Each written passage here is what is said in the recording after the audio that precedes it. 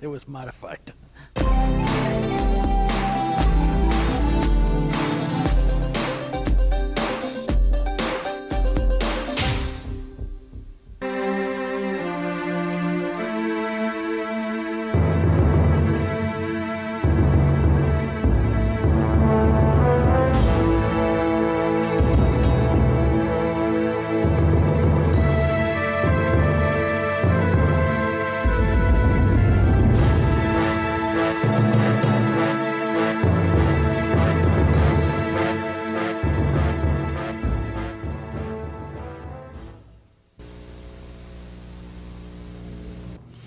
Welcome to the Community Forum. My name is John Gogliettino, and I'm your host this evening.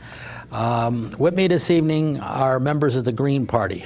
I try to have different points of view expressed on this program, and they have some interesting points of view. So here we are, and with me this evening are David Bedell and Rolf Maurer, and I want to thank you for both coming on the TV show here with me.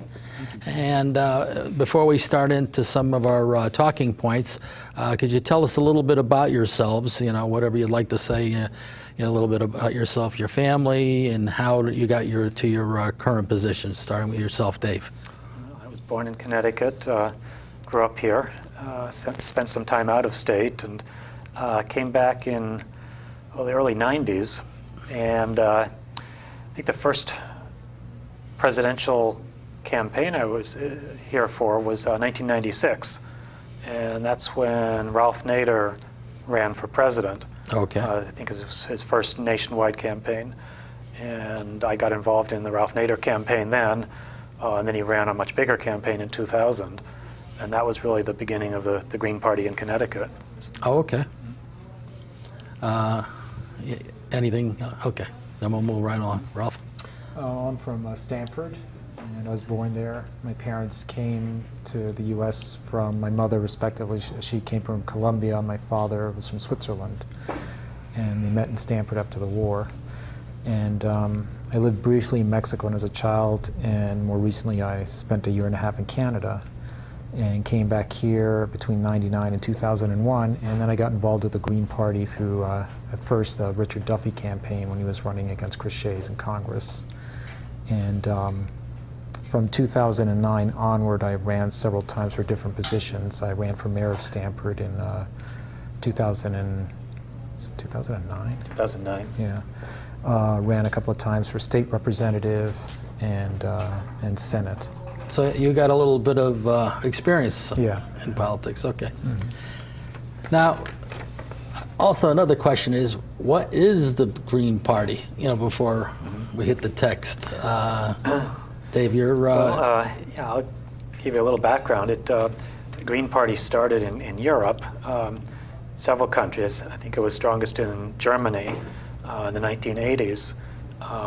It was formed basically around coming together of three primary issues. Was the anti-nuclear peace activists and the ecology movement and the feminists. Petra Kelly was a very prominent leader of the Green Party there, and it's to this day it's been strongest in Germany as well as other European countries. It was part of the German government, the coalition government recently. And that spread from there to other parts of the world. So in other words, they got a ministry. When you're part of the government, you have at least one minister that is part of the government. I believe it was their foreign minister was a Green Party member. Interesting. In this country we don't have that kind of coalition government, so it's a little more difficult for third parties to get some power in government. But we try, and we've had some victories along the way. Yeah, you have to have a majority in, let's say, congressional seat to get that congressional seat, as opposed to you get X number of votes and you get a ministry from the parliamentary leader, basically. You wanted to talk a little bit about the presidential campaign. This is with Jill Stein. Yeah. Since that was just last year, we did have a presidential candidate, Jill Stein, who ran in across the U.S. She was on the ballot in most of the states, and she was actually the first one of our candidates who qualified for federal matching funds. So that was a significant step forward for the party. In Connecticut, unfortunately, we weren't able to get her on the ballot, but we had her as a write-in candidate, which is kind of the second option. Of course, it's much better to be on the ballot. You get a lot more visibility and a lot more votes. But we did have a write-in campaign, and our experience there was that, as in the past when we've had write-in candidates, is that the election officials don't always count the write-in votes.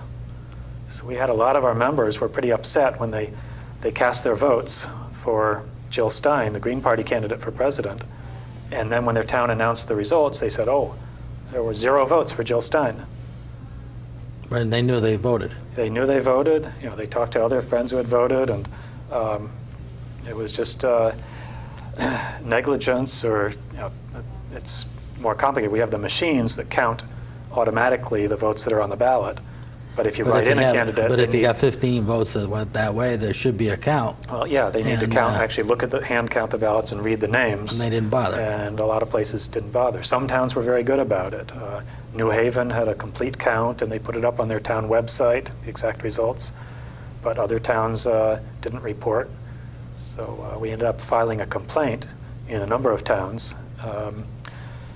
Hartford, Bridgeport, Stamford, and the state elections enforcement commission is investigating those, and hopefully there's going to be a recount. We'll get a corrected because you count. want it's historical. Yeah, I mean, we knew we weren't going to win, but we want to know where we're, how did we do in each town. Did you get 1% of the vote? Yeah. Because and then you know how you're doing. If you're getting 1% one year, you're getting 2% the next. That's showing some progress. Yeah. Okay. And you wanted to talk a little bit about the issue of money in politics. Of course, that's an issue in all the parties. Money in politics and how there's discrimination on citizens' elections. Yeah. Well, I think more and more our politicians depend on campaign contributions, and it seems like they spend more time raising money than they do working for the public. And I think most people, most voters are getting fed up with this. I memean, they realize that it's a disservice to the public. And I think they get tired of, around election season, getting the robocalls on the telephone and the glossy flyers that don't really say anything. It's kind of an insult to the intelligence. You got a handsome photograph, full-color photograph of the candidate, and then a kind of smudgy black and white photograph of their opponent, and that's supposed to convince you that who's the better candidate. It's not really educating the voters. It's just trying to manipulate them. It's all about money, it seems. The guy that can put up more signs, more ads that don't, that seems to be the influential factor. Yeah, and actually we got very optimistic when Connecticut was developing this public campaign finance program called the Citizens Election Program, which was an opt-in program where candidates could opt to limit their campaign spending, and in return the state would provide matching funds. In fact, most of the funding for the campaign, if you agree to stay within certain limits, which sounds very good. It's more fair, more equitable. It doesn't matter how wealthy you are, you can still run. As long as you qualify. Yeah, and what we found, the way it turned out was, of course, this was developed by the legislature, which was Democrats and Republicans, and they made it so it really benefited the incumbents, and it benefited the major parties. They had to raise a threshold of money, and if they reach that threshold, the state will provide matching funds. But if you belong to a minor party or you're an unaffiliated candidate, tough to if get you're not a that threshold. Democrat or Republican, okay, you've got to raise the threshold money, same as they do, that's fair. But in addition, you have to collect signatures, which can be as much as like 5%, 10% of the voters in a district. These really enormous hurdles. So you're like 6,000. You got to collect 6,000. Not only you have to raise, let's say, 10,000 but then you got to also get 10,000 6,000 signatures. Yeah, 10,000 signatures. Yeah, that's a little tougher to do when you don't find people home and you got to go back 6 or 7 times. Yeah, it's a little more difficult for a minority party. And if you don't get in the ballot, that's half the battle right there. Yeah. So you have any proposals how to handle that? Well, we did find, we did speak to some members of the legislature who were sympathetic, and we tried to get something introduced with the the Government and Elections Committee, but so far it doesn't look like that's going to change very much. We hope in the future they'll be able to make modify the programs that it treats all candidates equally, no matter what party or no party they belong to. Right. Now, ending nuclear power is one of the goals of the Green Party, and alternative energy and localized generation. In other words, having generators or having power sources in the city, let's say Danbury or Stanford or whatever. Surge protection, fracking, and these are like several issues. You want to speak to these issues, maybe starting with ending nuclear power. Now, nuclear power, after the Japan fiasco, is a little bit on the ropes. What you're saying is shut down the remaining generators that may have 10 or 15 years to go, shut them down as soon as possible? Or Yeah, definitely. because they're just too unsafe. Yeah, well, the problem with nuclear power in general is that you compare it with, say, even a coal-fired plant or a solar system, a solar array. If there's a power outage, you don't have to worry about it essentially turning into a bomb, because a nuclear power plant, conventionally it's almost like it's a contained nuclear explosion. They're using the reaction to boil water to run turbine. And but the problem with this is that to refuel it, you have to use nuclear material, uranium, some sort of isotope, something of that nature. Yeah, 236 or something. Yeah, 236, yeah. But the problem with that is that below a certain level, it no longer generates enough heat to keep the turbine going. So that means that has to be taken out and stored, and that becomes nuclear waste. That's not really efficient. And not only that, but those things are live for like another 10,000 years or something. Hundreds of years, yeah. It's insane. So that's one problem right there. And even if you didn't have to worry about the prospect of a meltdown, they cannot run properly without releasing radioactive emissions into the environment every week or every 2 weeks or something like that. It's just impossible. And studies have repeatedly demonstrated that once you shut down a nuclear power plant, the incidence of cancer, breast cancer, other kinds of cancer drop precipitously in the surrounding area. Now, I mentioned their CME, coronal mass ejections. For me, I feel that moving away from nuclear power as soon as possible is really imperative, because the sun is in a state in its cycle of producing solar eruptions, solar flares that can disrupt the world's entire electrical grid. And unlike the hysteria surrounding the 2012 scenario, this is actually scientifically based. It happened in the 1920s. It happened in the 1890s. And back then, we weren't as heavily dependent on electricity. Certainly, there wasn't an internet. But the use of telegraph systems were in their infancy. And because of the solar flare, this coronal mass ejection, it actually caused what electrical utilities and telegraph systems that did exist to actually catch on fire. Now today, of course, that would disrupt so many systems that are dependent on It would knock out all of modern society. Yeah, that's right. Yeah. And National Academy of Sciences, NASA, they presented a study to Congress, I think it was in 2010, about including a clause in the Protect the Grid Act that would allow the securing of the U.S. electrical grid with surge protectors. And for some reason, the House voted unanimously in favor of including this. For some reason, when I went to the Senate, they took that out of it. Presumably because a lot of people in the Senate were connected with utility companies that say this is nothing to worry about. Now we were the That was last. in 2010? I think it was in 2010, yeah. And the funny thing is the NASA report, you can order it on Amazon. It's readily available. It's nothing really arcane to understand. But the thing is, the last estimation from last year was that the first quarter of this year was the peak period where something intense could happen, something of a Carrington-level event could occur. That's the British scientists that first identified this phenomenon back in the 1890s. So far, we've been lucky. There have been several outbursts from the sun, but in each time, fortunately, Earth was on the opposite side of the sun where there was occurring. One time, there were four eruptions simultaneously. But the scientists agree it's only a matter of time when we're going to be in a vulnerable position when this thing strikes. Now, other countries like India and China, they're preparing. They actually have surge protectors available. They're building them to protect their infrastructure, and they're back-ordered from other countries. We're not really doing anything, and it's kind of a shame because Connecticut in particular, we have all these we have a heavy military contractor presence. This would be a great job maker to have them retooled to make these things, on an emergency basis, to as much as possible protect that portion of the electrical grid that services Connecticut.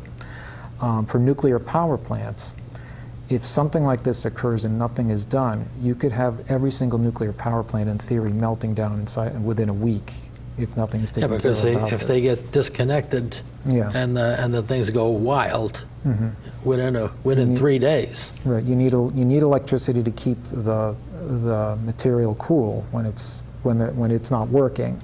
Now, there are backup power plants, the kind of generators that they actually use on cruise liners, luxury liners. They're not designed for this kind of thing. So, the ideal scenario is to have more of those on hand that are functional and have as much fuel as possible to keep them functioning as long as it takes for a safe cold shutdown in the event that one of these CME events occurs.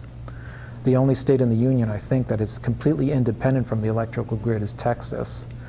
But given the number of the services we have, the resources Connecticut has, I think it would be a great opportunity for Connecticut to sort of lead the way, much as of the situation with GMO food labeling, to show what's possible and as quick as possible.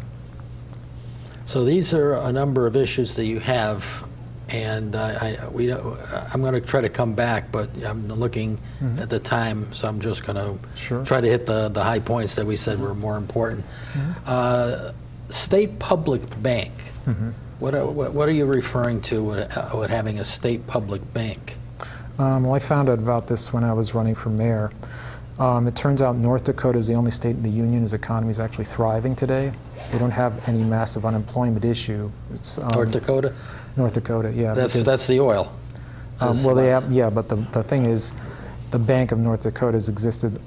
I think it was founded like in the 1919, 1920. It's almost a century old, and it was formed by farmers that were really tired of Wall Street investing on their agriculture and controlling their economy. So it was founded so that the people in North Dakota could control the economy for the benefit of North Dakotans.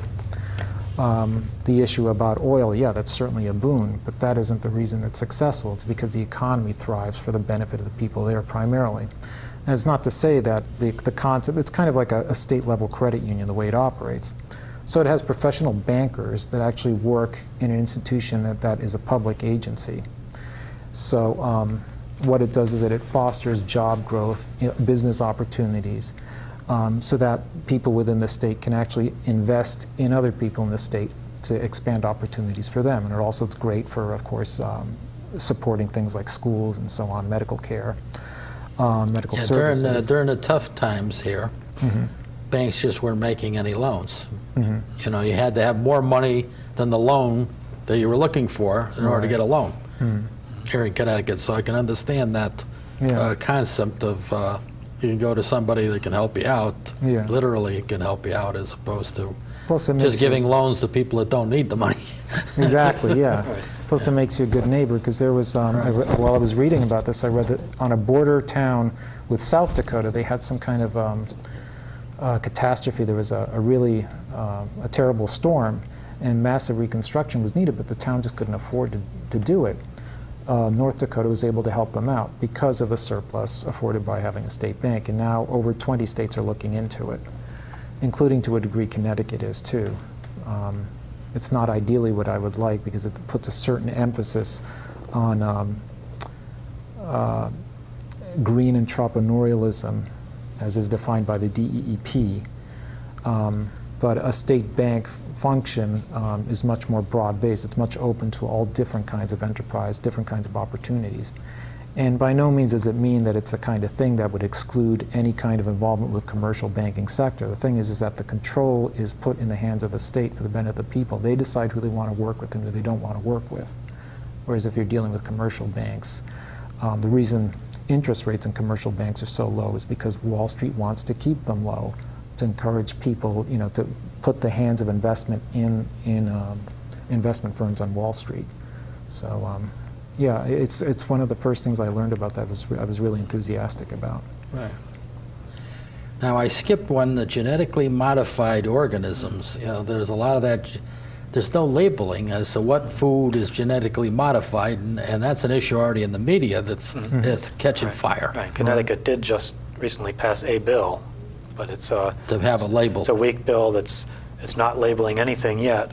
It has a trigger mechanism after a certain number of other states pass similar bills. Oh, I see. Then Connecticut's will go So we into don't have a effect. competitive disadvantage. They're Yeah, not going to yes. put it in effect until 25 other states do it. That's what it sounds like. So I agree with you there. Sometimes you do something, but you're not quite there yet. So we should be talking to our representatives if we don't like Oh, yeah, absolutely. genetically modified food. Then we've got Constitution-safe, Trans-Pacific Partnership-Free Communities, Transportation Security Administration.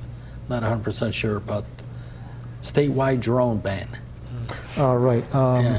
UConn is one of the universities that is doing research into drone technology. The FBI recently announced that they've admitted that they're using drones domestically to spy on us. And New York City, Cornell University is partnering with the Technion, the sort of MIT of Israel. I think it's in Roosevelt Island, or I can't remember. But they've formed a special institution to develop drone technology. And the problem, of course, with this is that it's a civil liberties issue, plus it's linked with our foreign policy. So I think a good measure to try to wrest back control of our rights is to work on a state-by-state basis. New York is working on making New York, there are people in New York, I believe, that are trying to make sure that there are no drones allowed to be deployed in their airspace. I think feel like we should the police pursue that. department's already using drones. Yeah. Yeah. But you can argue in some areas maybe you do need them, but not in most other areas. Okay. Then you got demodification or decommodification of mental health care. What do you Right. mean by that? Commodification? Well, it's something I just sort of got curious about after the shooting at Newtown. The perpetrator was Lanza, but we still don't know what medication he was taking. The medical examiner, Dr. Carver, he has a really good reputation. He's sort of like the Quincy of medical examiners in Connecticut. He has a great 17-year You got to bring reputation. people up on Quincy. There's probably a generation has gone by without Quincy. Quincy was a TV show, if I can recall, in the 80s. Yeah. Or was it that far? No, Late 70s, might have been late 70s, where he was a medical examiner out in California. Jack Klugman. Los Angeles or something. And they go around and they're checking how a person died and that kind of a thing. So he's a chief medical examiner. So what you're saying, this guy here is like the chief medical examiner of the state of Connecticut. Yeah, but for Okay. some reason, in this instance, Yeah. if you watch his press conference, He he's didn't very really talk. uninformative. Yeah. And repeatedly, he said subsequent to the shootings that he seems to be dragging his feet about the toxicology report. He doesn't think it's worth pursuing, but he does it because it's a matter of pro forma. And now there's a petition on the part of Newtown residents to demand to find out months and months later what medication was he on, if any, And it was presented before the governor, and for some reason he thinks it's puzzling why anybody would want to know that. But I think that's a first cause issue. You don't shoot The investigation has not been closed. No. A lot of people don't know that. It's still an ongoing investigation. It has not been closed, and there's a lot of answers, and it's an interesting point that you make there about, the commodification, I don't know. Well, the reason I'm talking about that is because, but there's no hesitancy about reacting to what happened, but we're reacting as a society without knowing all the facts of what caused the whole incident. So it turns out that the month of the shooting was also the month where the teen screen program was shut down. And states around the country were participating in this program, which was designed to look for at-risk teens in the population of a high school. So the schools that participate in this program would have a psychiatrist on call, and they would encourage students to take an exam, a psychiatric test, to determine if they were likely to commit suicide or they were clinically depressed or something of that sort. And the problem with it is that they were trying to bribe them with pizza or bribe them with movie tickets or video vouchers, things like that, and parents often didn't even know about this. Problem is that, perfectly normal, healthy students, very outgoing, intelligent students, they would go to school and then they would come back with a diagnosis of having 1 or 2 disorders, and the parents would dutifully take the children to a doctor, and then they're on prescription, and then months later, they have some mental deficit or they've killed themselves. And this has been happening in Pennsylvania and several other states. This all started in Texas under Bush. He introduced this program called the New Freedom Commission or Initiative, which was a program to essentially get students, as many students as possible, on psychotropic drugs, SSRI medication. It was done with Eli Lilly. But a scandal emerged. It all came out through the vigilance of a mother in Florida. And a couple of people involved in this program resigned because of a conflict of interest.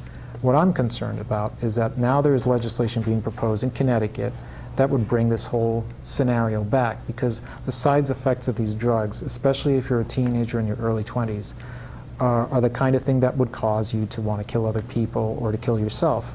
Like the last 15 episodes, like Columbine, the VTech massacre, that sort of thing, involving young people killing a lot of other people, every single one of them was on this class of drugs, or they abruptly stopped taking them. So one of the proposals that's considered is to have teenagers themselves, as well as the principals and the staff in the schools, to take a mini course where they can essentially become a psychiatric first responder. It's really dangerous. We're running out of time. I'm sorry.